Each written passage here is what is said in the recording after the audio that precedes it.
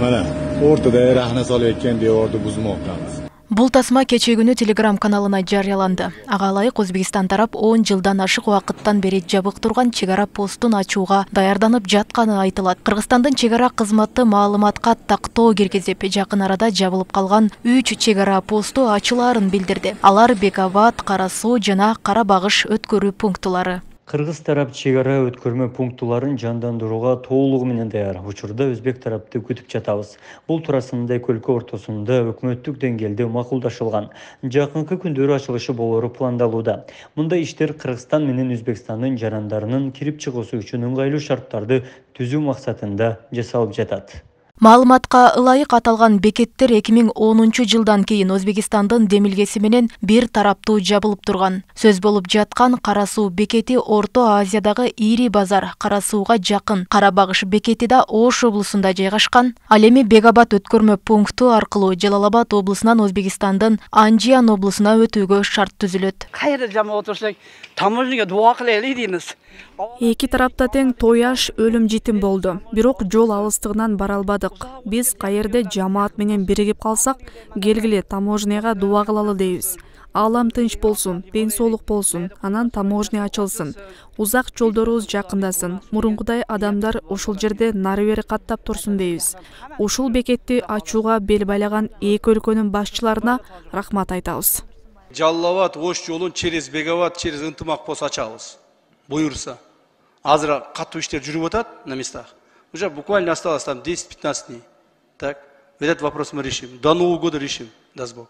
Аталган чегара посттору ачылышы менен Жалалабадтан Ошко чейинки авто жол чек ара посту аркылуу өтсө 40 минутага кыскарат. Азыркы жол 1,5-2 саатты түзөт. Тарыхчы Жолдошбек Бөтөнөев чегара постторунун ачылышы дыйкандарга терс таасирин тийгизбеши керек деп эсептейт. Жалпы эл Ош Жалалабад бир күндө канча адам каттайт мисалы? Туурабы? Жалалабадтан Ошко келип учат. Ошко келип кайра Жалалабадка кетет.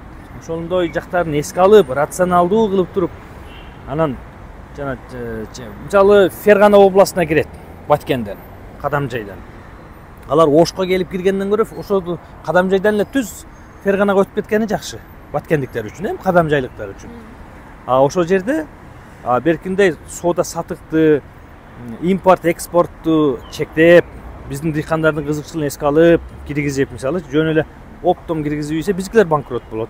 Ошон үчүн балансты сактап киргизип чыгарып, элдин жөнөкөй туристтик каттоо, тууган уругуна барып келүүнү абсолюттук түрдө эркин койсо, жеңил койсо, анан эл ыраазы болот да. Эки өлкөнүн чегарасында 15 өткөрмө бекети бар. Алардын көбү 2005 жана 2010 жылдагы саясий окуялардан улам жабылган. Расмий Бишкек менен Ташкенттин мамилеси 2016 жылдан тартып жакшыра баштаганда, бекеттер кайра ачыла баштаган. Ош облусундагы Достук чегара бекети 2017 жылы ачылган. Андан көп өтпөй Жалалабад облусундагы жөө жүргүнчүлөр өтүүчү Маданият жана Баймак өткөрмө бекеттери ишин жанданткан. Эртең банкрот болобуз деп чочулаган дыйкандар жок эмес да. Андай нерсе Өзбекстанда да болушу мүмкүн да. Айрыкча чегара райондорунда чектешкен айылдарда жашаган Өзбекстандын жарандары да чочулашы мүмкүн.